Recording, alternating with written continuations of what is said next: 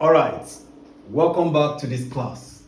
In today's class, we'll be looking at numbers classification. Numbers classification. Remember, in my last video, in my previous video, especially the first and the second video, I said that mathematics deals with numbers, quantities, and shape.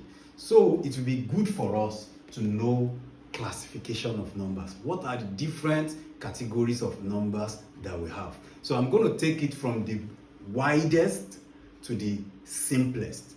So I think that's the best way we can study about the classification of number. So now, the biggest and the most broad, or let's say the broadest set of numbers that has or that contains every other set of number is the set of complex number. Complex numbers.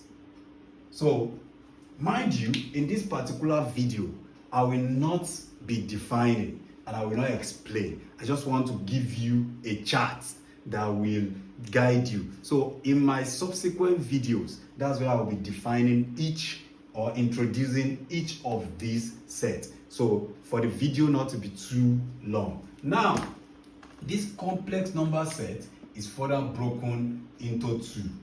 So we have the real numbers set, real numbers, and then we have the imaginary numbers.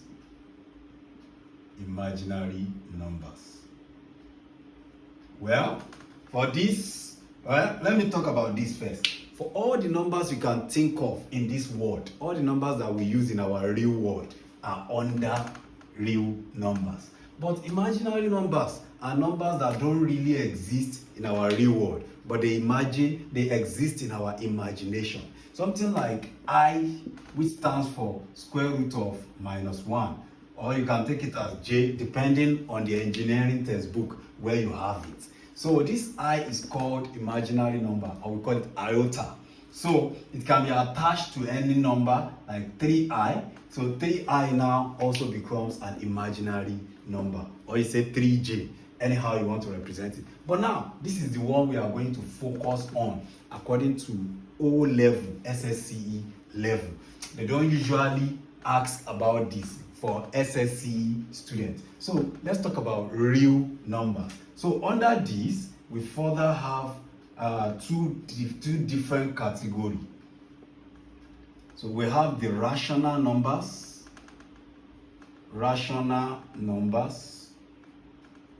and the irrational numbers. So now, because I said I don't want this video to be too long, so I will not bother to define any one of these two. So in my subsequent video, I will deal with them. So now, under rational numbers again, we still have numbers like fractions and decimals.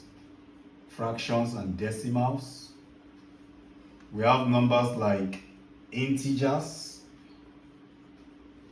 We have numbers like whole numbers.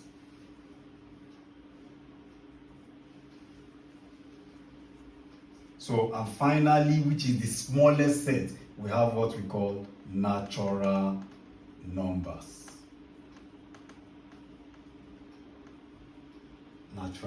So now, these natural numbers again can be further broken into the following.